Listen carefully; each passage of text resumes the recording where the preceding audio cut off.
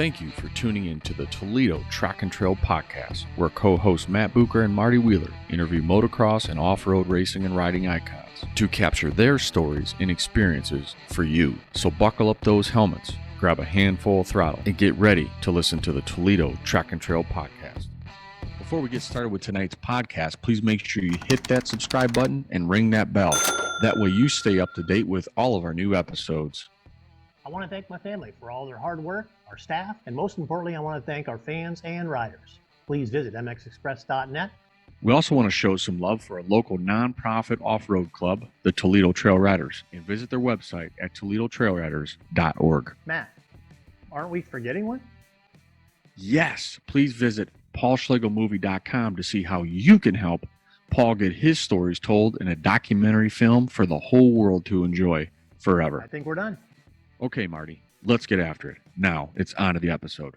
5, 4, 3, 2, 1. Welcome, everyone, and thank you for joining us. This is episode number 5 of the Toledo Track and Trail Podcast. I am your host, Matt Bucher, joined by my wise, enthusiastic, and brutally handsome co-host, Marty MX Express Wheeler. If you happen to be watching us on YouTube, please do not forget to hit that subscribe button and ring that bell and give us a comment, too. Also, you can find us on Facebook. Give us a like. It is much appreciated. If you have questions, comments, or show ideas, contact us at toledotrackandtrail@gmail.com. Before we get to our guests, Marty, do you know that sometimes phone companies aren't what they look like on the cover? So why not trust a phone system that has your business in mind? That's why you should contact our sponsor, Align Phone System, for all your business phone service needs.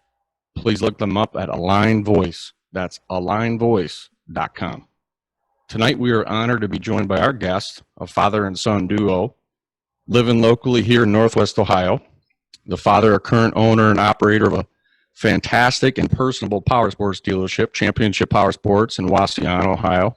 The son, a former pro motocross racer who is still lightning fast, currently a financial planner with Thrivent Financial.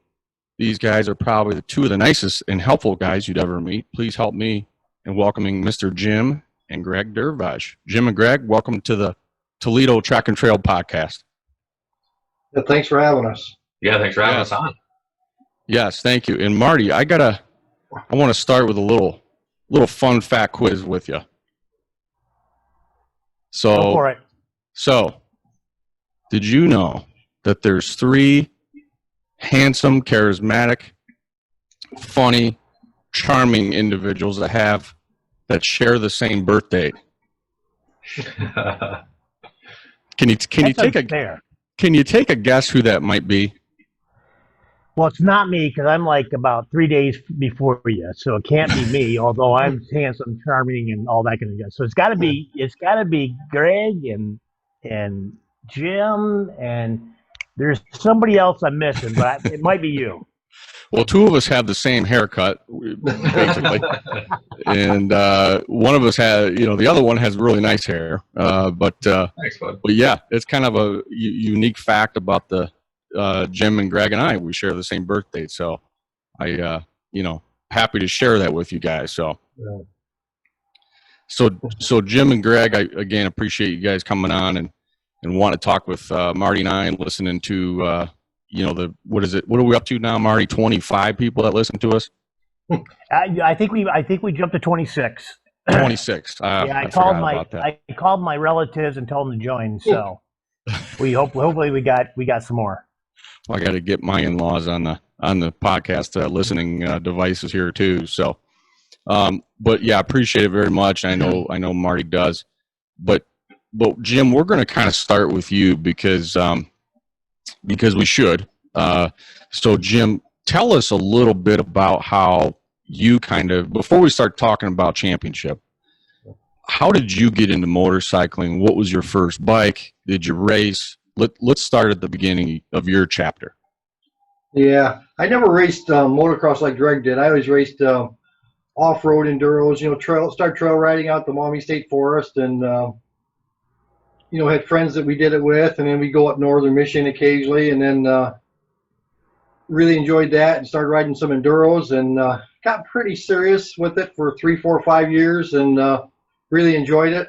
And then life happens and kids come along, and you can't go riding as much as you used to, and so yeah, I was always an off-road guy, never really a motocross guy. I mean, I did a few hare scrambles, I did race a few motocross at Delta, but I was really a motocross guy, so mostly off-road. So like District 14 stuff, or did you do any nationals? No nationals. District 14. We may have done Roselawn once or twice when it was a national, but yeah, mostly District 14 stuff. So what time frame is this? Is this I don't even want to guess because I don't want to offend you, but I have to look. I rode KDX 175s and KDX 200s, and I'm trying to think what year those were. It had probably been early to mid 80s, I would say, in that range. So because you have a picture at the shop of you on a KDX, don't you? Yeah. It's we were at a good friend of ours' house, lived in Norwalk, and I was always a Kawasaki guy. That's the weird thing about having a Honda shop. I always had green bikes, and so I had a KDX 200, and Greg's there. I think Greg's on I think it might be KTM 65. I'm not sure what it is. Yeah, the first series of KTM 65s. And, okay. So yeah, I got that hanging in my office. So yeah. That's what I thought, because I think it's like, right around the corner. You kind of walk in the back, or you buy your office or whatnot. Yep. I remember seeing that. The best thing about the picture is the open face helmet he has on. You can see the yeah. Yeah. So then as Greg started getting more serious, then of course my riding time diminished, and so we were at the motocross track all the time and doing that, and so I didn't get to ride nearly as much after that. So, but I had a good run for a while, and I still enjoy it. Retail takes a lot of time, so I don't get to do it nearly as much as I'd like to. So we try to do like one shop trip a year where we all go. Yeah, I kind of see that. I think Alan Rant does that same thing up there in Lansing. With his guys, I see some things posted on Facebook and that kind of thing. But yeah, it is, life kind of takes you in different paths, right? And it's just kind of how it goes. What bike growing up was maybe your favorite? Well, I think that I love the KDX 175 and 200s. I had a series of those, and those were always my favorite. I have a few KX 250s that I've still got at the shop that I've saved. But like I said, I was never really a motocross guy. I like sort of the mellow power of 175 or 200. So I really enjoyed those. Really enjoyed those. So getting Greg involved, did you guys? I mean, did you drag him to some family enduros, or you just started doing motocross and that was it? Yeah, no. My business partner at the time, Chris Straube, he was a big motocross guy, and so he was actually really good at motocross. And his son Kyle, who was Greg's really good friend, we bought them guys Cobra 50s, and then they got KX 65s, and we just had a typical track in the side yard, and we go to Delta on Saturday night. Started that way, and one thing led to another, and Greg developed his skills, and then we started traveling and going more. So that's how Greg sort of got introduced to it. Gotcha. Well, it seems to be a similar path to most most of us guys. Your parents get you kind of involved, and next thing you get the itch going, and Greg obviously got to a really high level, and next thing you're running around the country, and before you know it, Yeah, 20 years goes by, and you're watching ready to race a pro national, and but yeah, the time goes by fast, and for the mini bike classes, all the way starting in Delta, Ohio, all the way to like you said, traveling all over the country. It was neat. We had a lot of good times. We were very fortunate. Ohio was a hotbed for motocross at the time. Michigan was a super strong area, so we didn't have to go really far. We go to Michigan every weekend and find really good competition, and it was a little different when Greg started compared to nowadays with all the training facilities and things. Everybody raced every weekend, week in and week out. Practice wasn't such a practice track, and like Marty does, most of the tracks now are practice and race, very few dates. It was the opposite. Everybody raced a lot back then, and so it was a completely different landscape. Yeah, and I'm sure we'll kind of get into that, as the podcast goes on, but because that's an interesting parallel how things are kind of were and now they're going and that kind of thing. But when you bought Championship, and just kind of explain where Championship is, if you don't mind, Jim, just to kind of, for the audience that does not know anything about Championships power sports, where is the business located? Yeah, Championships in Wassian, Ohio, right off the Ohio Turnpike, right off exit 34. So it's a really pretty easy location to find. Our customer base comes from anywhere 3 to 5 hours around. So we get, I had a guy from Pittsburgh the other day come, so it's an easy 4-hour drive. We get a lot of customers on the other side of South Bend, Chicago suburbs. It's 250 miles, so it's very rural. We're more of a destination dealer, but it's easy to get to since it's right off the toll road. Yeah, you can't. Yeah, location. You're just down the road from Ohio's, best fair, and Yeah. And we had obviously an awesome time with your support with the night show last year. So that was your hometown race, if you will, and yeah. So when did you get involved with Championship? Because it was all seasons recreation before Championship, right? Yeah, it was all seasons. When I was looking to buy another business, I always was in the car business previous, and I always wanted a Honda car dealership. My background was import cars, and I dealt with Acura when they came to the United States, Honda's premium line of cars. So my goal was to buy a Honda car dealership, and even back then, 20 years ago, it was financially weren't able to do it. So I looked around in a Honda motorcycle franchise. You have to go where they find a point where they feel a need, where there's a market. And at the time, it was like all seasons, as you mentioned, and the gentleman that was there was struggling. It was really failing, and he had a Honda franchise at that point. There wasn't much product there, so I bought the building and the franchise at the time, in 2001. Okay, so it was just Honda then. It was just Honda then. He was a Polaris dealer previous to that, had lost that franchise. When I took it over, it was just Honda. Okay, and then so. If I remember right, because we started getting on the orange bikes right after that, so you picked up KTM. Must have been at that time or shortly after. Yeah, it was early on. Like Greg said, I think Zach Ames had a KTM 65. Greg was one of the first kids locally to have a KTM 65 that I bought from another dealer, and we realized it was a good product. And they're in Ohio. Their ties were in Amherst. There was a lot of things that they had a good feeling about it. It was a good product. I was introduced to them from the off-road side of it. And, I don't know, other than Greg being on a 65, I guess that attracted me too. I said, and I called KTM. They were interested. We were pretty local. We're 100 miles down the road. And so that's how it started. KTM was not near the powerhouse it is today, obviously, but it was sheer luck, timing, whatever. It was a great move back in 2001.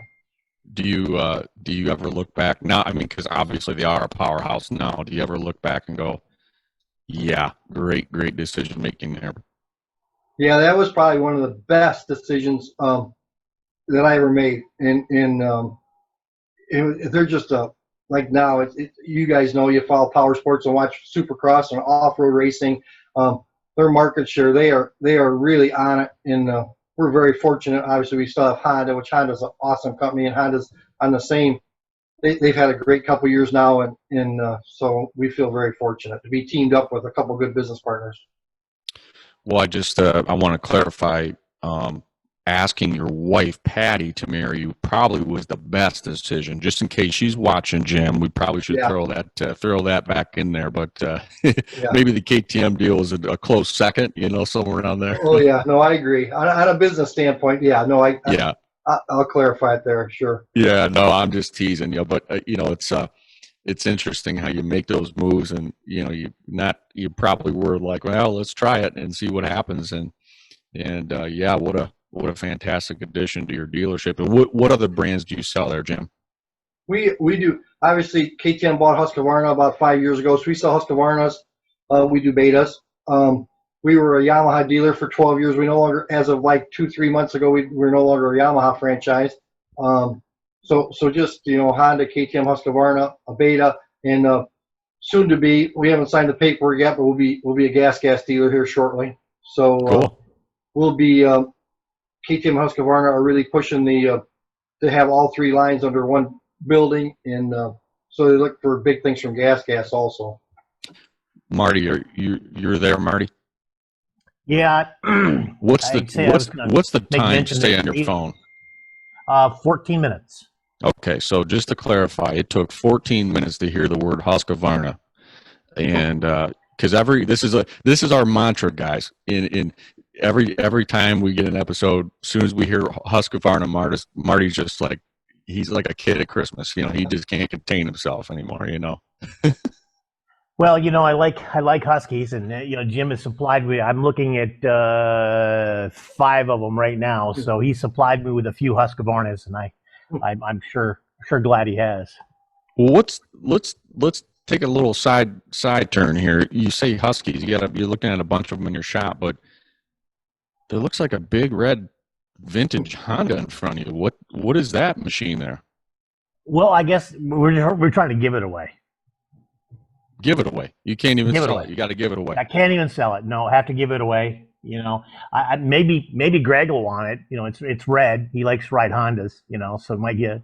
No, I'll let you explain all the particulars because I think this is your dad's bike. So it I'll is. let you. It is red and it is in my shop. So the quicker we give it away, the better. That way I can have my Husky in front here. Well, my studio, so, we're still under this COVID thing, so we're not quite joining together. We're doing our podcast. This is episode 5, but we've been doing the first 5 here on Zoom. And so I'm in the basement of my house, in my studio, if you will. And, to lug that 79 Honda 250 Elsinore down in my basement just didn't sound like fun. And trying to prove that or get that approved from my wife would have been rather difficult. So we thought, let's just dump it over at Marty's and put it in front of him. And so the audience that's not watching on YouTube, on other devices and platforms, it's a 79 Honda CR250 donated by my dad, Paul. And why we're donating or why he's donating it is we're going to raffle the bike off, and we're trying to raise money for the Paul Schlegel film. By the way, visit paulschlegelmovie.com. And we're going to start selling tickets. We're working on getting the website up and going so you can buy raffle tickets on there. And then we're hoping to get it raffled off in September at our rodeo over at Heinz Farm. So that's the plan. It's another way to be able to have a little budget to put this film together for Mr. Schlegel. And so, yeah, that's kind of interesting. I told Paul about it the other day, and he said, well, that's awfully generous of your dad. And I said, well, that's it is. That is right. It's awfully generous. And it's a sweet looking machine too. Very nice bike. Hey, Matt. Yeah. One question. What type of bike is your dad riding right now? A white KTM, and starts with H. Yeah, it's a Husky. I can see where you're going with this, Marty. No,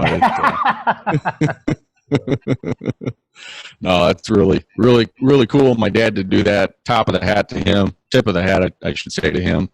And we'll see what it brings, and so we'll have further details as time goes on. But back to our guests here.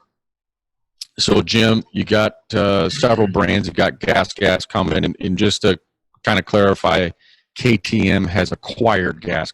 Is that correct? Correct. KTM's acquired Gas. This first year, from what I understand, they're still working on it.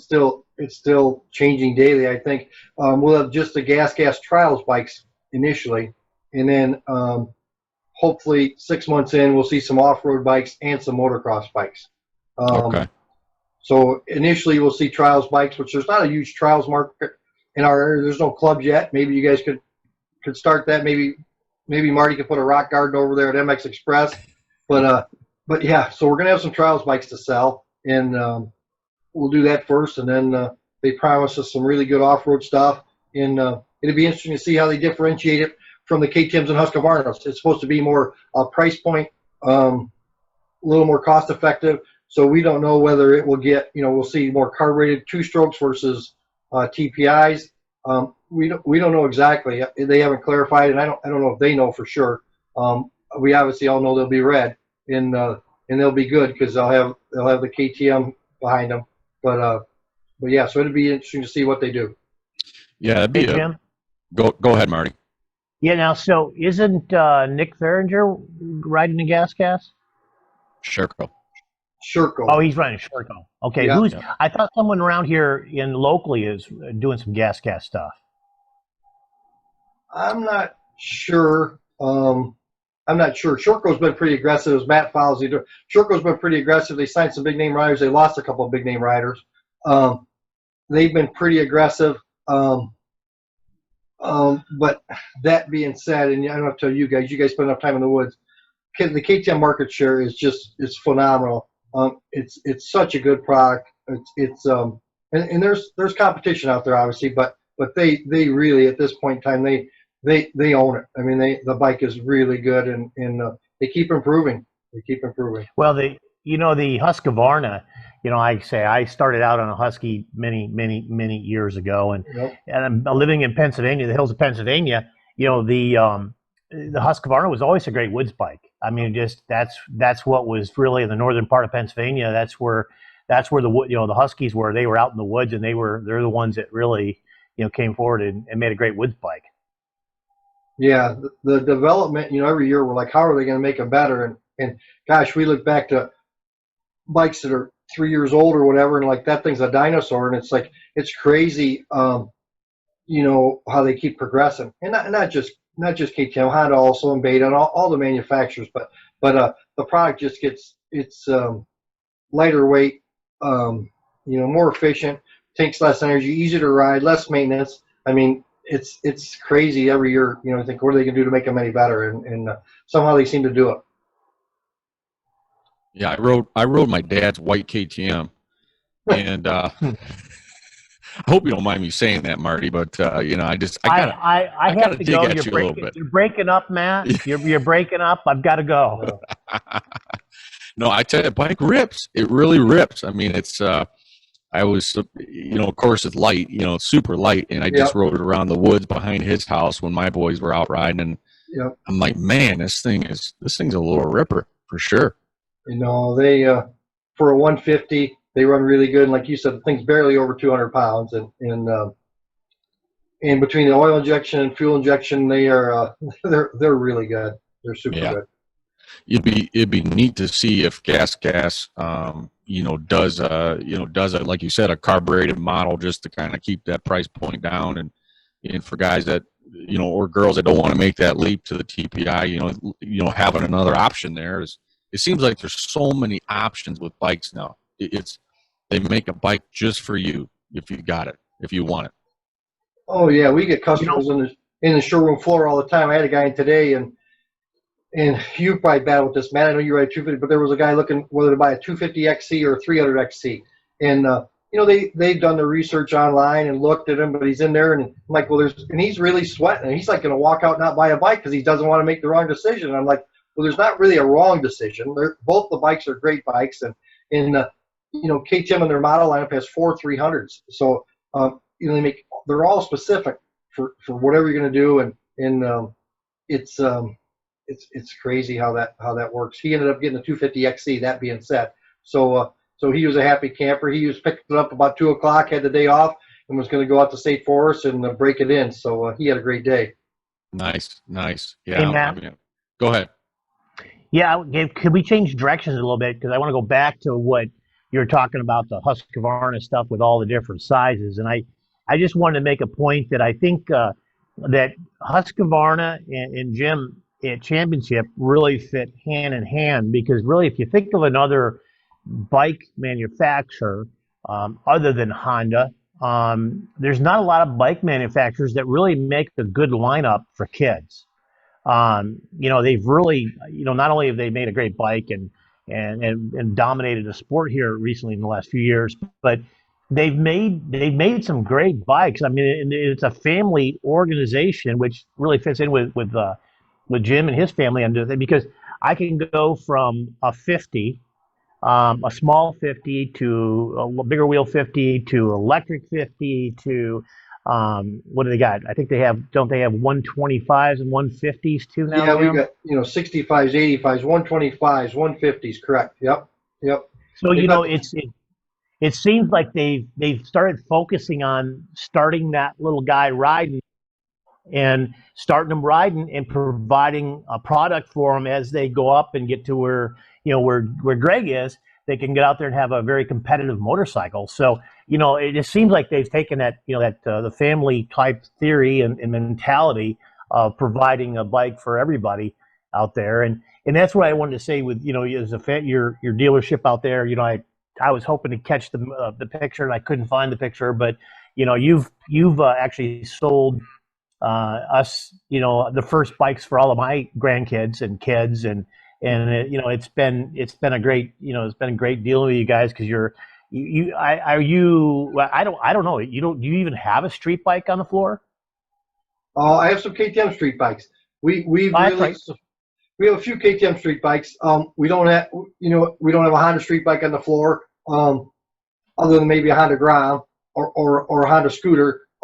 Us being so rural, when street biking the market was a little bit bigger, we did sell some Honda street bikes. We stocked Honda street bikes, '05 to, in the last couple of years, the street bike market has sort of slowed down. Harley Davidson has done a really good job with some of that big touring stuff. And my heart just really was in the street bike stuff so much. And so we did more and more off-road stuff. And we want to do something different than, anybody else. And so we pretty much, you guys know, when you walk in our front door, it's a off-road motocross store. And that's what we do. And we don't apologize for that. It's actually worked out really well. That's sort of where the market's gone. I talked to the guys at Honda, and they are constantly inquiring about the off-road market, the motocross market, what we see. We'll probably talk about it later. I do a lot of trackside support, a lot of trackside vending, spend a lot of weekends at the racetrack with Greg. And they really want to know what we see. The off-road market is growing. The street bike market is not growing. So that's, I don't know if it was an intentional thing on our part, but that's sort of the way it's gone, and it's worked out very well. Well, absolutely. I think, and probably Matt will probably agree to this, the off-road side of life, in the MX, the motocross side too, but off-road, seems to be really heavily dominated by family stuff. The family goes camping, they make a trip of going to racing the GNCCs and all that kind of stuff. And they do for the motocross stuff too. So, but it seems like, in an off-road family, everybody's got a bike, whereas in the MX side of life, a couple of kids are really good riders. They go and they may have a couple bikes, but it seems like the off-road does. And, they just seem to have, everybody's got a bike or a four-wheeler or something like that. So your dealership, I see that a lot at our track.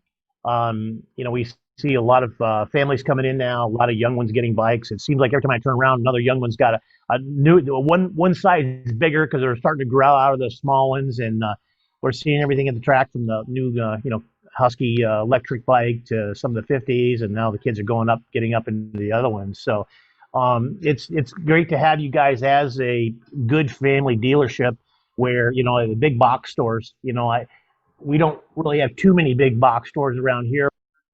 They've got Ride Now, and you must have 3,000 motorcycles and side-by-sides there, but you walk in, it takes you 20 minutes to get a hold of anybody, and another 20 minutes to figure out if they've even got what you want, or if they even can understand what you're wanting. That's half the problem. Is, I see people over there. I know you've had to deal with some of this stuff with the EPA and that kind of stuff with these small bikes and kids and stuff like that. It's, they really don't know. Somebody wants to buy a bike, they sell it to them, and, Right. and I know, and that's what, one of the things I talk with, a lot of people I talk about is, go see you guys. You're going to put their child or themselves or whatever in a good position to buy a bike that's going to fit them, that's going to, take them where they want to go, versus just getting a bike out the door. So Yeah, really no, I appreciate that. We take a lot of pride in that. Most of the time when people do come in, they'll either deal with me directly or Wes or one of the other guys, and I've had a great staff, and No, you're right. Everybody there has a lot of experience, and when we sell somebody a motorcycle, we want to suit their needs, and we want them to come back for the next one, and we want it to be a great experience for them. So, and it's worked out really well. The big box stores, like you say, Marty, the corporate stores, we see that. Some of the bigger cities, some of the bigger markets have that. I think it was probably 3 weeks ago for the first time. I don't know if you guys have ever been. I went to Iron Pony in Columbus, which was, I think it used to be a Kmart store. And It did. I walked in and they have 18 brands, and they've got huge parts, tons of selection, and an awesome facility. But it's not nearly as personable. I'm sure they do a great job, and Columbus is a big market, but no, I appreciate the kind words. We take a lot of pride in what we do, and we want to make sure when people leave that they're happy. Well, whatever. No, go ahead, Marty. I just say it's you can do that. We've got a picture of all of the all the first bikes that Ethan's has started riding on, and the kids have been starting to ride on. So we look forward to getting some newer, bigger bikes as these guys grow here. So we'll have Ethan up here in a couple of weeks, and I better get his bike ready for him probably. So yeah. he'll be ready to put some time on that thing when he gets there. Yeah. No, we've had a big surge since the COVID with the kids being home from school and being out. You guys have probably read some of the articles, and Matt has a Honda 110 previous to the rush. He was ahead of the curve, but we're out of Honda 110s. We're out of Honda 50s. We're out of all the kids' bikes. So there's a lot of new kids that have entered the sport in the last 2 months. And so if there's a silver lining to this COVID, staying at home, we've introduced a lot of new riders, and it's really good. I talked to the guys from Honda last month, and they had their best April in 12 years. Wow. So they sold a lot of kids' bikes, a lot of side-by-sides, and so we've got a lot of youngsters that have new bikes that are excited, and it was a pretty cool time to get to deal with some of the young guys and girls with their bikes and getting them geared up. And it's sort of an exciting thing for our industry that there was obviously a demand for what we did, whether it took people to have the time and no sports or no gymnastics, no dance, whatever that kept them from coming into the dealership. But when they were stuck at home and looked for a good alternative or something to do, they went to motorcycling. Well, Jim, I was going to say, this will be I can't even remember now, 4th or 5th year at the track. And I can tell you that it's been amazing since when we did start at having 2, 3 little ones, at the track. It's nothing to have 30, 35 young kids out riding on the track. And we've got at least 6 or 7 on our little makeshift kids track that's just learning how to, use the clutch or just brakes and stuff like that. So, it doesn't take them very long. So it's really cool because I really think, with you guys being, just that off-road racing, off-road riding type of facility and selling bikes, is that you've really generated a lot of interest in the kids again. And we appreciate the track, I say, but it's amazing because I say we've got, I think we see at least 4 or 5 go to Loretta's every year. Definitely Greg can speak to that here, probably coming up in a little bit. But no, I say, I've watched the ones I've been to Delta. There's a number of, kids out there riding and stuff. Mm-hmm. They seem to ride. With us, our little track is not much of a track. So, these young kids are really going out and getting the basics and then jumping around on a big full-size track. And, these kids are out there riding. So, like I say, you've definitely done a great job in marketing the little bikes and getting a lot of young ones on the market now. We've been watching them come up through. Well, and we see too. I mean, it's awesome with your facility. Previous to your facility, we've always had a state forest, but as far as we get customers that come in from out of the market all the time or just moved into the market, like, they look at a dirt bike or where do I use it? Where do I ride it? What do I do with it? And, it's great. And we've got flyers at the shop now that Matt provided us with for the state forest. And then obviously since your facility, Marty, I think it's like you said, been 4 or 5 years. We've seen a big uptick in entry level or new riders, and they have to have a place to use what we're selling. And not everybody has 5 or 10 acres at home. A lot of people just live in a neighborhood or whatever, want to have a place to ride. And MX Express and the State Forest you guys have been great partners. Our dealership has definitely benefited from you guys' hard work. Well, we appreciate that. And I tell you, I had a former former staff member messaged me on Facebook. She's like, we got my son a bike and we got to get him boots. I'm like, she's like, what do I do? I'm like, call Championship, ask for Jim, tell her you work for us. And I said, just, and I think that the whole family atmosphere works very well at your dealership, because you can take the whole family, and as soon as you walk in, you see Jim Durivage, the owner, who may be in the back working on a bike, who may be helping somebody out in parts. You just don't get that anywhere. So, whatever you're doing, keep doing it, because obviously it's working. And to hear the amount of bikes that are being sold is fantastic. I mean, it really honestly benefits everybody, because it's going to benefit Marty at MX Express. It's going to benefit obviously you guys. And then, as far as our club, the Toledo Trail Riders, it's going to benefit us. Maybe we'll get some new members out of it, and we can show, introduce the woods to some young men and women too. So that's a great thing. And kind of going back to the COVID, you mentioned the COVID deal, and really that's the reason why we started this. How has this affected the dealership? I know you guys have been going gangbusters, but how was your procedural changes? Was this just, I know from my work it was a nightmare, but how was it for you to kind of go from, come on in to you can't come in? Right. Yeah, we were pretty fortunate. I'll never forget that Sunday. I think I was outside in Pace. Well, the governor was just signed. All the businesses are shut down for 2 weeks. You got to get a hold of guys. So I texted all the guys that Sunday and said, why don't we meet at the shop on Monday morning and talk about this thing, see how we're going to handle this. And we have under 10 employees, so we're pretty fortunate. Some of the rules and regulations apply to some of the big businesses, don't apply to us. But we sat down, and obviously I want to keep all my employees safe and all my customers safe.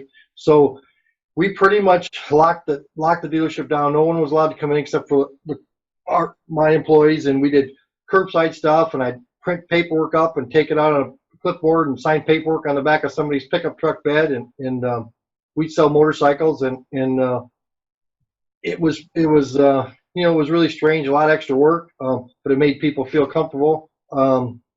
We benefited from doing that. Some of the bigger dealers weren't allowed to be open, and Michigan, obviously, as you guys know, was locked down really tight. So we had tons of Michigan customers come down. It was a really crazy time. It was extremely busy. All the customers, my employees did a fantastic job. The people were really understanding, wanted to keep everybody safe, and it worked out really good. It really couldn't have worked any better. And fortunately, all my employees have been great. Nobody that we directly knew that we've come in contact with has had any issues or anything like that. So it's been good. It was a lot of extra work. It was well worth it. And a lot of people got motorcycles, got gear, got parts. I was talking to some of my parts suppliers, and I think every motorcycle that was sitting in a corner that hadn't been running in the last 5 or 10 or 15 years is up and running, and the parts business was unbelievable. And we did, that being said, a lot of people didn't even come to the dealership. We drop ship parts. Our suppliers, a lot of them set up programs where we could ship parts directly to our customers, never come in contact, take a credit card over the phone. There was a lot of little different ways we did business, and kept the contact down, and still got people what they needed. And it worked out really well. Do you see? Still won't let me in. Still won't let Marty in, yeah. Has nothing to do with COVID. Thanks, Greg. Do you think, Jim, that some of these these practices that use these new lines of business or new ways of doing business, is this methods that you're going to keep sustaining? Because what kind of drives me crazy, right now, the last couple of years, is hearing people say, "Oh yeah, I ordered my plug or my kickstand or whatever it is online," and I'm like, yep. You need to go to the dealer, because they employ people and they pay taxes, and there's so much benefit of shopping local. You see these practices kind of maybe, giving an opportunity here? I sure hope so. I mean, I know, I live in Waterville, and I use my local hardware more the last 2 months than I did go to the big box stores, and I sort of, kicked myself in the pants and said, why haven't I been doing this all along? And I've had a lot of people that typically, like you said, the online, Amazon and Rocky Mountain and some of the big suppliers that we compete against on a daily basis, a lot of them were delayed in shipping and couldn't get stuff, and we had stuff. And so I think we will gain some customers that maybe won't go back to the internet quite so fast and give us a shot and see that we can compete, not only on price but on service. The internet is, really, over my past 20 years in this industry has really affected our business, and it's not going anywhere. But like you said, man, I think some people realize that, hey, these guys do have more in stock than what I thought they'd have. They have more selection. They have stuff to try on, things like that, and they have some expertise when they walk in. So I think, we saw at a peak where our industry was really being hurt by the internet, and now dealerships that do a good job, that stock some parts and stock some inventory, now we do stand a chance, and people give us a little more shake, or give us a little more chance to earn their business. And so I think that has helped. I think we'll see some of that continue for sure. Well, that's fantastic, and that's really great to hear, because I think I find such value, whether it's your shop or another shop, and just being able to go to the dealer, and as a kid too, I remember my dad, on a Saturday, taking me to, what was the place up in Michigan right over the line? Was it Dexter's? Dexter's, yep. Dexter's, taking me up to Dexter's. Of course, went to Southwick. I mean, that was before you were involved. But taking me to the different dealers, and you walk in, and there's just something magical, regardless of the parts, but just something magical walking into a showroom floor with dirt bikes. It's like, man, you get that, that feeling in the belly, and the excitement, and you're not going to come home with one, but you're excited anyway to look at them, and sure. Nothing wrong with that. But before we jump to Greg, we're going to take a little time out here and appreciate our sponsor, and so we'll be back here in 30 seconds. We want to pause a minute and thank our show sponsor, Align, for their support. Align is a cloud-based voice-over internet phone system that makes your business more efficient and easier to manage. Align's voice-over internet phone system offers more features, is easier to set up, offers better customer service, and is more cost-effective over old and outdated landline systems of the past. Find them at alignvoice.com. That's alignvoice.com for all your business phone system needs. Well, welcome back, everybody. This is the episode number 5 of the Toledo Track and Trail podcast. We're on with Jim and Greg Durivage. And before we we already did part 1, if you will, and talk with Jim. Before we get to part 2 and start talking to Greg, I want to thank our audience for hanging in there. Our audience is growing, definitely exponentially. We did, Marty, I don't know if I told you this, but we do have 3 that have listened to us over in Europe. 2 in Sweden and 1 in Denmark. I don't know if I told you that or not, but wow, did they get confused and click on the wrong one? More than likely, but well, we shake out to the high out there across the pond. Yeah, absolutely. Yeah, salute to those folks in Europe watching or listening, however you're getting a hold of us. So we appreciate that. But on to Mr. Greg Durivage. Greg, I'm going to start with a couple of questions that was prompted by Facebook. We put a photo of you and your dad up on Facebook, and I'll plug it here in the video here in a second. But anyway, we asked, what would you want us to ask you guys? And Jeff Bala, who's actually in our club and a board of director for the Toledo Trail Riders, actually one of the first members of the club, believe it or not. He wanted me to ask you, Greg, what, are you planning on ever riding again? Are you going to think about doing some school, some private lessons? Kind of take it from there. Yeah, that's still kind of up in the air at this point, I guess. I've been getting that question a lot this year. I think people laid off of me last year because it was like my first year or season after getting hurt, and now this year people are asking me like crazy and just coming at me. They want me to be back on a bike, but I don't know. I mean, I'll probably get back on a bike at some point this summer, I'd say, at least once, but I don't know where it'll take me from there.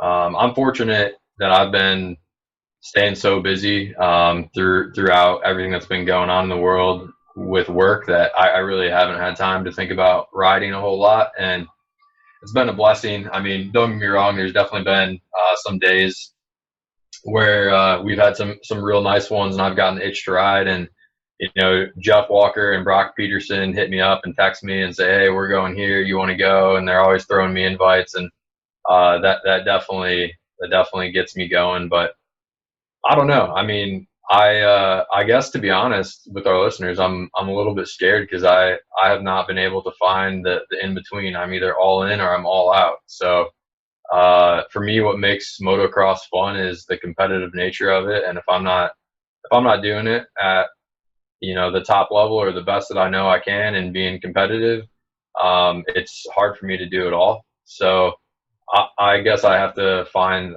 that in between and that balance between having fun and not riding too much and getting all the way back into it if I do hop back on a bike. But I'm doing school still. I haven't done any public schools, but I do train some kids privately, and that's been a cool way to keep in the sport and stay around it and stay involved and help give back and hopefully whatever knowledge I do have help kids improve their skills with that. So it's been fun. Well, that's really good that you're able to staying involved and that kind of thing. And just so the audience knows, what do you do for your day job every day? Yeah, I'm a financial planner, so I help small business owners and individuals with their financial planning, basically achieving their life goals, not only financial goals, but just life goals in general. So it's really, really fun to work with people and get to know them, build relationships, and help them maximize their situation, no matter where they're at. If they're just starting out and looking to build towards the retirement of their dreams or buy their first home, or whether they're a couple years away from retirement or already in retirement and looking to pass on money and do legacy planning, just helping them maximize their current situation and get them from a place of security to surplus or stability to security or wherever they're at, just meeting them in that place and helping them take them to that next stage. Well, so the audience knows, in the interest of fairness, I am one of Greg's clients, and I will say Greg has done wonders for my family, and he's always got the best interest of my family at heart, and he's very knowledgeable. He will talk you off the ledge when the COVID crisis hits. And no, you really do a good job, Greg. And I can see parallels between your motocross career and your thriving career, financial planning career, because you are 100% in that. You are 100% dialed in to what you're doing. I see all the things you do on by giving back, and that's all fantastic stuff. And it comes from the heart, and you got 100% of your heart in it and behind it. And as your favorite client, I can tell you, it's been a real great pleasure working with you, and it's neat to see our lives kind of growing together. It's really neat. So, yeah. But well, I really appreciate that, and I just have to, as a follow up to that, I just have to say that that probably comes from this guy sitting next to me here. Going all in and the work ethic, and I don't know how to do it any other way because that's how I was taught with him and my mom. So I'm very fortunate. Yep, I can see the parallels there for sure.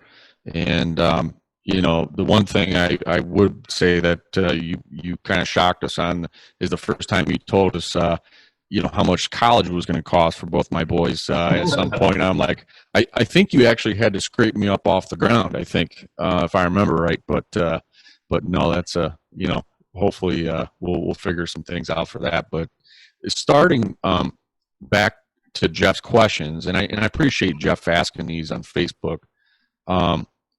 What you said, you're working with some kids privately in lessons. As far as any youngsters that may be listening, or a parent that might have a child getting into the sport, what are some tips that you would give them to develop their skills and kind of move forward with the sport? I think just the fundamentals are really important. I think nowadays, with how far the sport's progressed and everything that's going on, the kids watch videos on YouTube or just watch the Supercross races or motocross races, and they want the instant gratification and want to be able to scrub and do the stuff that looks cool. But I think getting back to the fundamentals and teaching kids how to properly position their bodies on the bike and where they need to have their feet on the pegs and elbows up, even from gripping the handlebars to having fingers on the clutch and the front brake, and just getting back to those simple things is what builds the foundation for what you need to do to be a fast rider.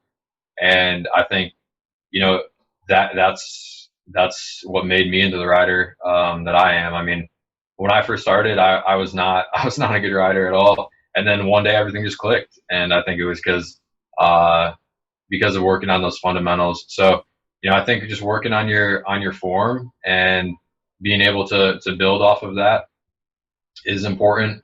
It's not something that people enjoy. It's uncomfortable. It's not the norm, but pushing yourself through that uncomfort is really what makes you a better rider. And I mean, I think in all aspects of life, just a better person too. So, Hey, Matt. Yes. I can jump in here real quick. I was going to say, I do have a complaint a little bit with Greg. He hasn't made me pro yet, and so I'm not going to continue on taking my classes. I want to just be official with it right now, Greg. I'm going to quit my classes. You just haven't got me where I needed to be. Thanks for saving me. Oh, I wanted to make mention though, and I think Greg's being a little modest here. Fundamentals is definitely a big piece to riding, but I do believe examples or who you associate with has a lot to do with how good a person and how you do well in no matter what you're doing, whether it's business or if it's riding your dirt bike and competing and stuff like that. And I do believe, and that's why when we talked with Greg about doing some stuff with some young kids, because we'd tried some, we had some other ex-pros people or whatever come out and do some classes, and everybody jumped on it because here they're pros, and that's great. They've won races and they've been out there and they big show and big names, that kind of stuff. But at the end of the day, I don't necessarily know that when the kids walked away, they walked away with all facets of what it is to be a good person and a good rider. And when we talked with Greg, that's, by far, my kids have grown up, like I said, Jim has sold me the first bikes to all my kids, and so we've known Greg, we've watched Greg, the boys have watched Greg, race and been at the races, and that's a huge example set out there to a lot of young ones that, they like somebody that they can look up to, not only just riding. Riding's great. It's great to see him on the podium and doing all kind of stuff. But when you can approach them, I could probably rattle off a few pros that I don't necessarily like, only because when there is an interaction with you, there's not very personal. They're going to sign your autograph because they have to, right? That's the bottom line for them. They're going to say hi to you. It's going to be a hi.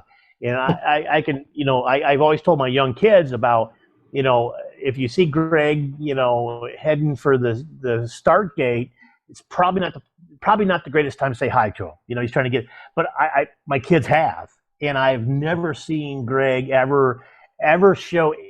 His hi is just as sincere as if we were at the store or if he was at the house or if he was anywhere. So I do believe, and I say, I know Greg may not think this, but when we talked about having somebody come into our track, that because if we ask somebody to come to our track and train, we are sort of saying, hey, this is the kind of, this is the person we want to have around.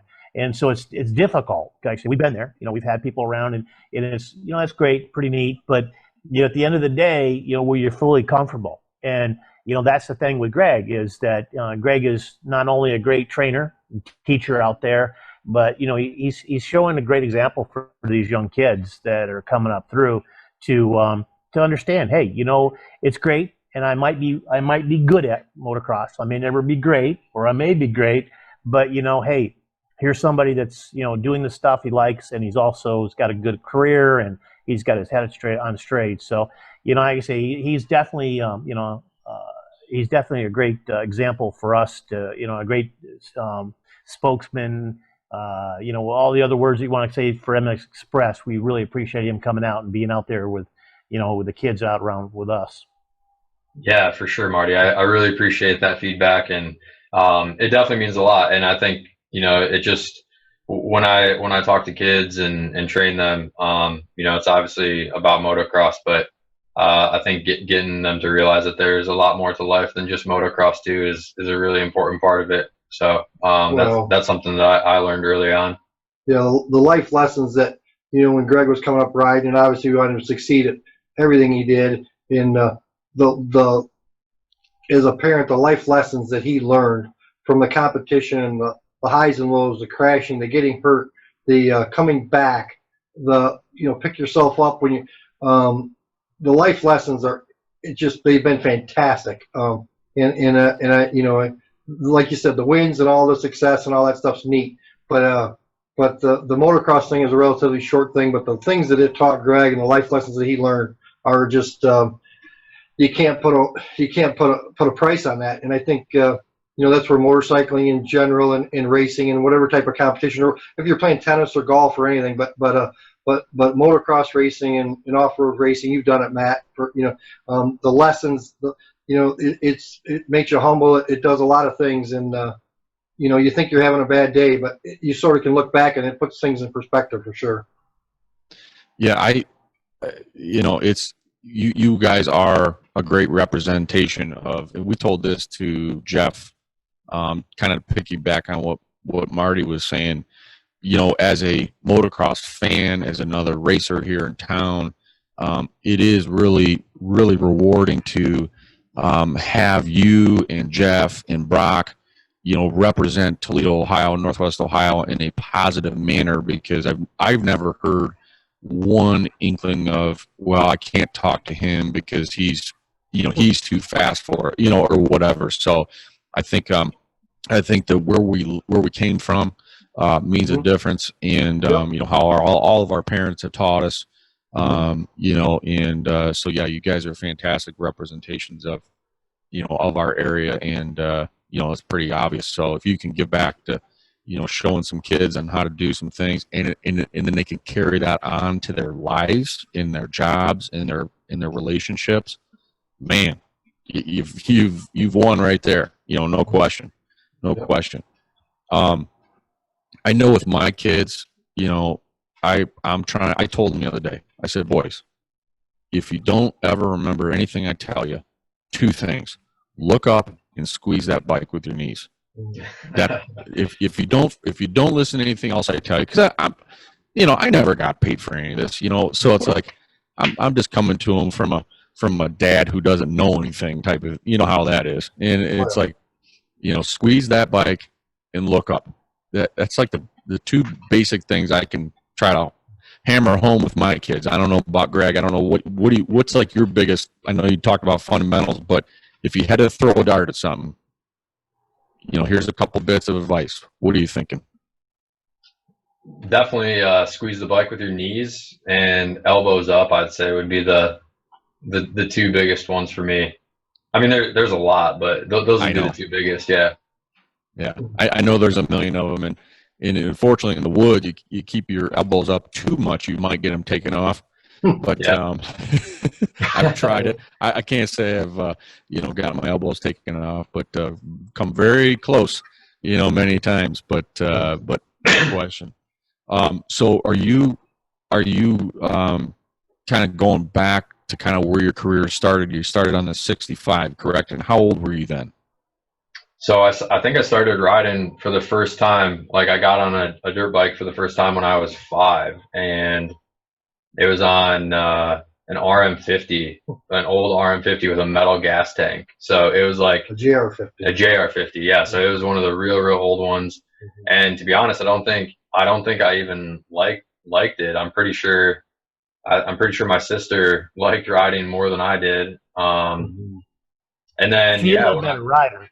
Yeah. Yep. yeah, at one point she was a better rider. But I think I raced for the first time when I was 7.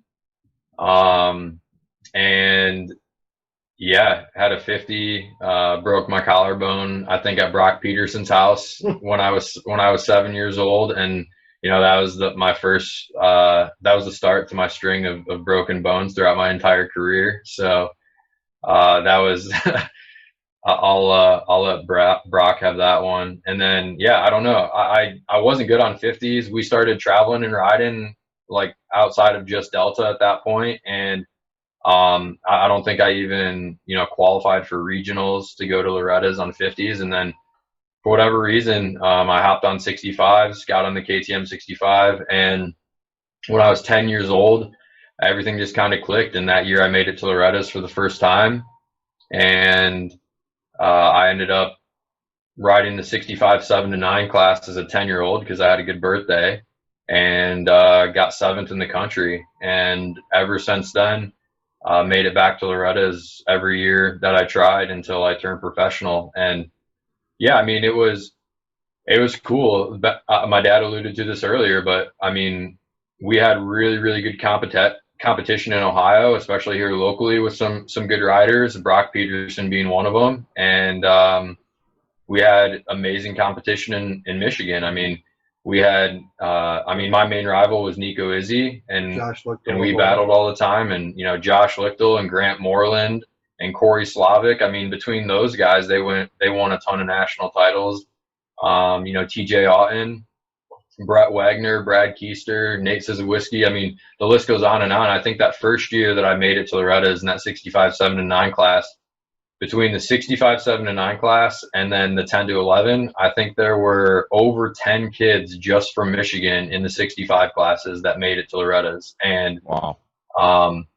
you know, you don't see that type of competition nowadays. So it was pretty cool. And everything just started progressing from there. And like I said, made it back to Loretta's every year since. And it was cool to be able to do it while, you know, going to school full time and not being homeschooled, and only being able to ride, you know, a couple months out of the year, whatever the summer months were. And, you know, I had a mom and dad who worked full-time jobs, and I didn't really get to practice during the week. You know, racing on the weekends was really my practice. That was the only time I got to ride. And, you know, I was racing against kids every single weekend at local races, at qualifiers, at regionals, and at Loretta's, who, you know, that was like around that time was pretty much the birthplace of training facilities. So, you know, those kids were being homeschooled and were staying at MTF or GPF or wherever it was down south and riding 24/7. And, you know, my parents were really adamant about me staying in school and focusing on that. And man, I couldn't be more grateful that they led me down that path, because you know, I accomplished really everything that I wanted to in motocross. You know, my dream as a little kid was to be able to be a professional motocross rider, and I did. I mean, I qualified for pro nationals and lined up against the best racers in the world at that time. And, you know, was I competitive with the best racers in the world? No, but I was also working a full-time job or going to school full-time, depending on, you know, where I was at in my career. And I was really only on a dirt bike 4 to 5 months out of the year at the most. And I was living a normal life, the rest of the time, just being a kid and having normal experiences that most kids who do nothing but ride motorcycles would miss out on. So, yeah, I mean, it was awesome to be able to grow up that way and travel the country with my family. And, you know, my family, super close with them. They're my best friends. And I don't think it would be that way if it weren't for motocross and motorcycles in general. So it's it's really, really cool to be able to look back and say that. So I was wondering, when did you get his pro license, Greg? When did you get that? I was 17, I think, maybe 18, I think, actually. So I was in high school still. And then, yeah, I qualified for my first pro national. I think it was maybe the second one I tried. I had tried High Point on a 450 the year before and didn't make it and got hurt. And then in 2009, I tried for Redbud, which was my second one, and I qualified for that. That year, I was the fastest unseated rider in B practice, and I think I qualified like 24th or 26th overall. Somewhere right in there, and put some good rides in, and was actually in 21st place with 2 laps to go. And was right on the person in 19th and 20th. And my bike blew up on the face of the finish line with 2 laps to go at Redbud. And I was this close to scoring a national point when I was 19 years old and a full-time college student who was away at school all year. So that was pretty cool. What was your best Loretta's finish? It was my best moto finish. I don't know what it was, but my best overall finish was that 7th. I got a number of top 10s. Yeah, I got 11th once. So yeah, I got 11th in the 60 or in the 85 7 to 11 class a couple of years later, and that was racing against Nico Izzy, Trey Kennard, Austin Stroop, Cole Seeley, Tyler Bowers. I mean, Vince Freeze. The list just goes on and on and on and on. I actually have a results list from Loretta's from when I was racing the 65 and the 85 class, and the names that are on that list from 1st to 40th place that are successful pro riders is absolutely insane. So that's pretty cool to look back on. But my best individual moto finish, I want to say, is maybe a 4th or a 5th. I was running either I was 2nd or 3rd in the 4-stroke class one year, and there was 2 laps to go, and I fell in the corner before the 10 commandments and couldn't restart my bike. So it's still so hot. Yeah, it was 100 and some degrees, and there were still the decompression levers on 4-strokes at that time. So it was pretty early on in the 4-stroke career, and I couldn't get my bike started, but I was in position for a 2nd or a 3rd place finish in the 4-stroke class that year.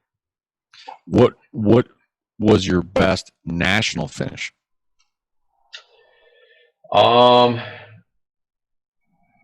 I believe it was 24th.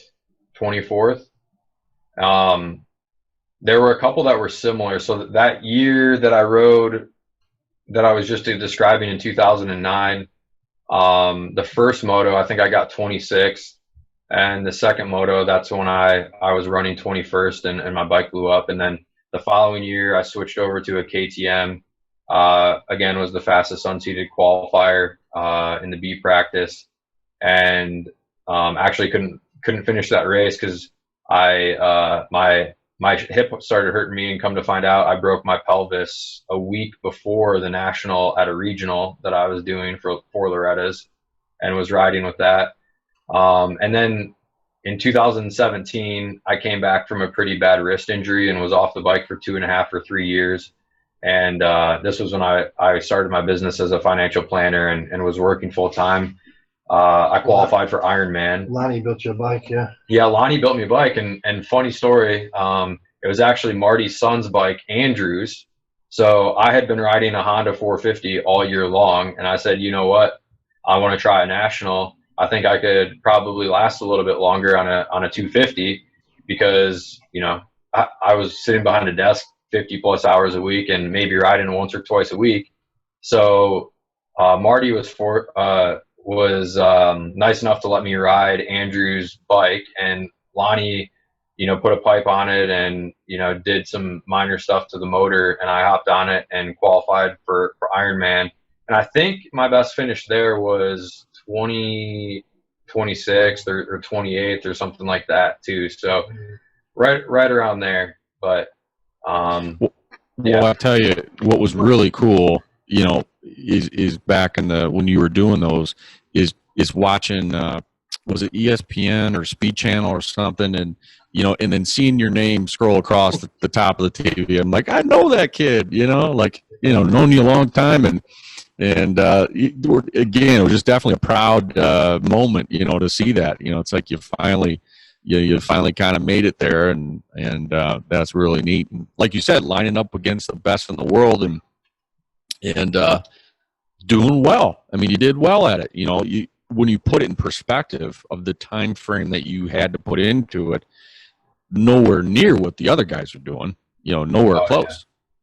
Yeah.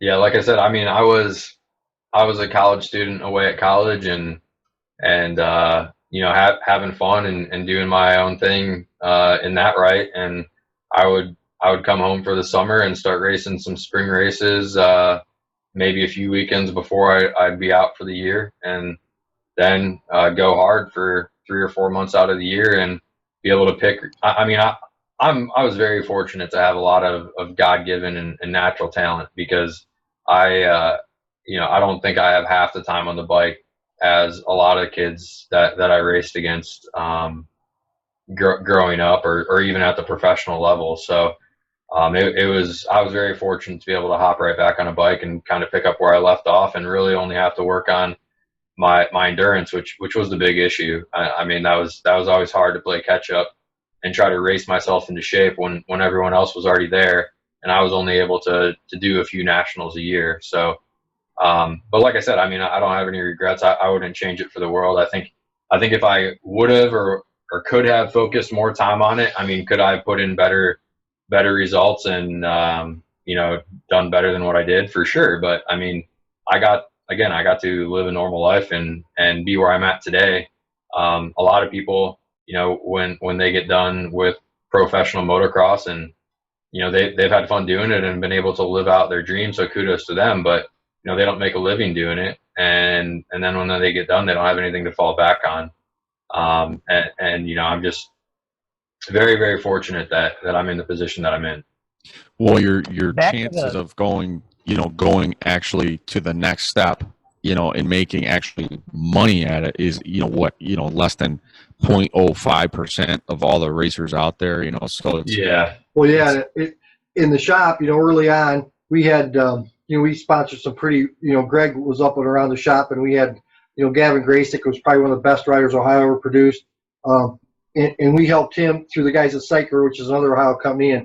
And Gavin was riding, for Cycler, and we were getting him bikes and building him bikes. And he leapfrogged onto a Troy Lee KTM ride from there. But Greg would see guys, like Gavin Graysick and Michael Willard and some of the really talented guys come through the shop. And he's like, these guys are super, super talented, and they're not really making a living doing it. Like you just said, man, it's people don't realize what a tough business it is. And fortunately, Greg saw early on that, he put everything in context and had a lot of fun doing it and learned a lot of things.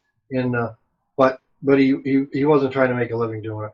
No, yeah, go ahead. I was Greg. just gonna say, I think it goes back to my original point. I mean, there's a lot more to life than motocross. I mean, I absolutely love motocross. There's nothing in the world like it. It's my favorite thing to do. When I'm not doing it, I feel empty in a sense. But that being said, there's a lot more out there than just riding a motorcycle. And I think, even though it's a love and a passion, some people go down that path a little bit too far. Yeah. And you can really get into kind of going back to your career in some financial disaster real quick, chasing a dream that's not realistic. You don't want to not chase your dreams, right? But at the same time, you got to have a little backup plan. And I think obviously your plan worked out really good to keep going to school and having some backups. And I know that when we were hot and heavy in the national enduros, we always heard there was about 3 guys making money at it. 3, and it was your top 3 overall. One of them was Mike Lafferty, who was making really good money, but he sold a lot of KTMs back. I mean, tons and tons of those KTM 400s back in the day. And the other 2 guys were Bobbitt and Edmondson. And again, it sounds cool, but it is a lot of work to get to that point, and your percentage of chance is very slim. And you're one injury away from being unemployed. So, but yeah, no, it's I think it's Greg, you're going to go down as one of the fastest local guys ever, in Toledo, Northwest Ohio, and you're going to be in that realm of names that are out there. And I think that's pretty cool, really cool. Yeah, I appreciate that. Thinking about that, it's definitely cool and humbling to look back on. But to your point, there's just such a big gap in our sport, from the top guys who are on factory teams to making money to the privateers who are in positions like I am and just trying to get to the races. I mean, it's just there's such a big discrepancy, unlike any other sport. I mean, there's other sports out there, but there are very, very few sports out there where the top, let's say, 5 guys are making millions of dollars, and the guy who finishes in 6th or 7th place behind him is barely getting to the races. And things have changed a little bit with the way social media is nowadays. And Jeff Walker, my good buddy, is living proof of that. I mean, he's a super fast rider, and makes the nationals and everything else. But if it weren't for his presence on social media and him having a good personality and everyone attracting to that and liking him, he wouldn't be making the type of money that he's making right now. And the sponsors and different things. That attracts sponsors and a lot of things that come along with that. And that is a path right now that was not existent before. And Jeff kind of created that for the privateer in some aspect, which is pretty cool. Well, I've been waiting from the Mr. Clean to call me and see if I can try out, but it's just it hasn't happened yet. I haven't gotten the phone call. Is there one thing, and I'm going to turn it over to Marty here in a second, is there one thing that kind of surprised you when you got to the pro nationals? Like, so, okay, we're here, Dad, we're here, let's attack this race. And, you're walking around the pits or you're signing up and talking to other people. Is there one thing that kind of surprised or shocked you to learn that it didn't really work the way you thought it did? Does that make sense? Yeah, it does. And I, honestly, nothing immediate comes to mind. I mean, I would just say that, like, the weirdest thing that shocked me, I guess I would say, is, when I raced my first national, like, Mike Brown was back in the 250 class, and coming back for, like, I don't know how many times it was at that point, but he was lining up right next to me, and Dungy was there, and Bill Poto, and it just, all these guys that you think that you can't compete with and just idolize growing up are all of a sudden on the same playing field. So it humbles you, and you realize that they're people too. So I guess that'd be the number one thing is that they're just able to treat it like a career and put 100% of their lives into it. And I wasn't. I was just doing it as a hobby and doing it as fun. But I was happy to line up next to him and say that I could compete with him in some fashion. I guess for me, when I went, the biggest thing I saw was how in TV how gnarly the tracks were, how rough the tracks were, how deep they were tilled, how big the ruts were, how rough they got, just how gnarly the tracks were. You race amateur racing and the tracks, and Greg's raced Redbud a million times. You get to Redbud on a pro national day, and it's like Greg and Brock, the same way they talk about it. You can't practice. The tracks are tilled deeper, they're rougher, the lines are different. Just how gnarly the tracks are. And so for somebody that does it part-time, it's hard to duplicate that. Yeah. What is your favorite track of all time besides MX Express? Redbud for sure. Yeah, Redbud is definitely my go-to. I mean, there's no doubt about that.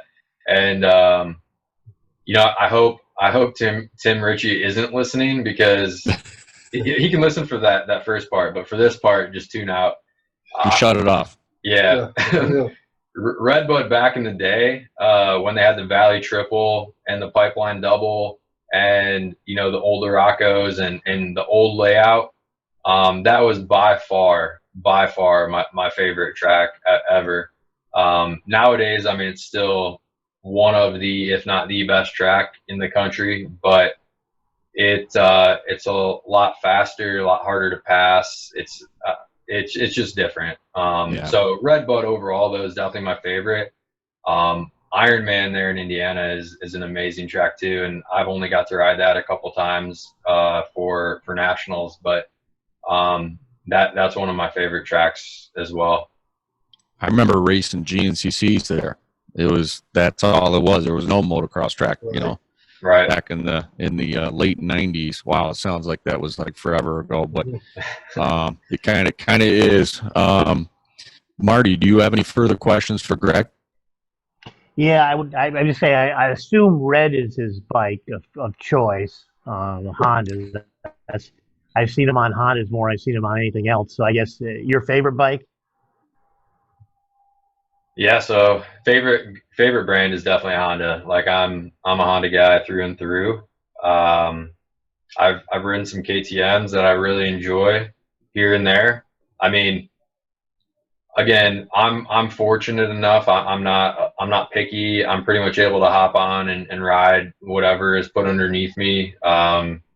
You know, just like hopping on Andrew's bike and riding Ironman. But I would say I feel most comfortable and at home on Hondas. Hondas and KTM's are really the only big bikes that I've ever ridden other than a Yamaha 125.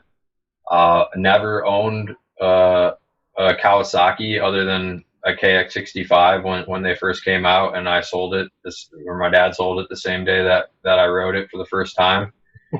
So not a Kawasaki fan. Had some Suzuki 85s or 80s for a little while, but yeah, I mean, I always find myself going back to Hondas, and yeah, it just can't beat them. So you're telling me you enjoy riding Andrew's orange Husqvarna? Correct. Well, good. Well, all I can say is thanks for coming on, guys. It's sort of been it's like talking to family today, you know, because I see our family definitely has got you right on the family tree. You know, you're definitely part of our family for sure. You and your mom and dad and sister and little ones, and we really enjoyed you know, hanging out with you guys on Red Bud. You know, we get to go up, and Laura and I get to go up and hang out with your parents and stuff like that. So we really enjoy that. And like I said, I don't get to get out to your dad's place as much. You know, now I've got to sort of do some work every once in a while, where before I used to be able to come out at least once or twice a week. But no, really enjoy that. And we really thank you for setting a great example, both Jim and business wise. It's a great, you know, business, great place to go and buy stuff and be, you know, being taken care of. I know what I was going to say is you were talking about, you know, the divorce. That's what it was. It only took me 30 minutes to figure out what I was going to say. Is that when's the last time you went on Amazon and say, hey, listen, I broke a clutch lever and we're racing, and any chance you got one? And he goes, yeah. Where do you need it? And he ends up dropping it off at the track or dropping off at your house at midnight or whatever. That's Jim. You know, he's always done that for us really good. Actually, that's the thing. I think hopefully with a lot of this stuff going on, you know, the virus and a lot of other stuff going on, that people are getting back to the local dealerships a little bit and realizing, hey, you know, yeah, I may not be able to get it for $10 cheaper, but dang, you do on a Saturday afternoon when everything's closed, you know, but yet you still have, you know, people that still take care of you. And not that I'm promoting Jim to work 7 days a week, 24 hours a day, but, you know, it is one of those things, though, that's the kind of, you know, service and mentality and you know, type of business. And then Greg, same way. You know, Greg has done my previous life with the business. He's taken care of our, you know, the business financial stuff, and always a great, you know, great person to take care of it and take care of our people. So again, it's thanks for being part of our family and part of our Toledo track and trail family. No, we feel the same way, Marty. We appreciate it, and all the hard work you and Matt do to give people a place to ride. All that behind the scenes stuff, you know, you guys don't get a pat on the back very often, and nobody ever says thank you. But we definitely appreciate it. And if people knew behind the scenes the amount of time and effort that you and Matt spend, it's definitely appreciated for sure. Well, we are going to miss you 4th of July since the Red Bud's going to be postponed, I guess, isn't it? Postponed. It was announced, I think, today, or I was talking to Tim Ritchie last night. They're going to have an amateur race. So, Oh, okay. so I thought I was going to get to watch fireworks at the lake, but Tim called me last night and says we might not be a national, but there's going to be an amateur race. So they must have got the okay from the governor or whatever to have an amateur race on July 4th. The date for the national has still not been determined, but he's going to, like everybody else, they're adapting and trying to change, and so they're going to have an amateur race on July 4th. Cool. Well, Greg, there's Ethan comes in on the 16th, so he'll be here for probably about a month. So hopefully we can get you out with him, and he's looking forward to having you help him out a little bit this year and teach him all the finer points of riding. Yeah, for sure. Bring him out to the track when I'm out there with some of the other kids. Sounds great. Well, Jim, before we part here, Jim and Greg, how can our audience contact you guys at Championship and then again at Thrive? And Jim, go ahead. Yeah, they can call the dealership, obviously, or they can email. The best number is 419-335-8600, or the best email, sales@championshippowersports.com. They can reach out and get a hold of myself or any of the staff, and can hopefully answer any questions they have and get them taken care of. And you're open Monday through Saturday, correct? Monday through Saturday, correct. Monday through Saturday. Only day we're closed is Sunday, and usually we're at the track doing some vending or supporting guys or doing something. But yeah, Monday through Saturday at the dealership. And Greg, how can I'm not sure if you're taking new clients on, but if you were and somebody was interested to learn a little bit more about what you do at Thrivent, how can they get a hold of you, Greg? Yeah, I mean, anyone who's listening, if you want to contact me, feel free to reach out. I'm more than happy to help. And you can call my office at 419-463-2097. That's 419-463-2097. Or you can shoot me an email, which is Gregory.Durivage at Thrivent, which is THRIVENT.com. So the three people that are listening to us in Europe, they probably should email you as opposed to making the phone call, right? Yeah, for sure. Hey, speaking of that, Matt, I almost forgot. I forgot to ask Jim about some more T-shirts. Yep. And then, of course, our people in Europe, I'm not sure what they're doing, but I'd also wear a T-shirt if I got one from Europe. There you go. Well, next week's show, Marty, I'll have you a part of a new wardrobe by next podcast. Sounds good. Thank you very much, guys. Yeah, Right, we think. good. So as we wrap up the show, Marty and I want to mention our sponsor, Align Phone Systems. One more time, find them at alignvoice.com. That's alignvoice.com for all your business phone system needs. This concludes episode number 5 of the Toledo Tractor Trail podcast. We want to thank our guests, Jim and Greg Durivage, for joining us and for you for tuning in. If you're watching on YouTube, please don't forget to subscribe and give us a like on Facebook. If you have questions, comments, ideas, or guests that you want to hear from, we'd love to hear from you. So email us at ToledoTrackandTrail@gmail.com. That's ToledoTrackandTrail@gmail.com. Coming up next on episode number 6, Mr. Paul Slagle joins Marty and I to talk about how we think Paul is the greatest promoter and motorcycle racing innovator of all time.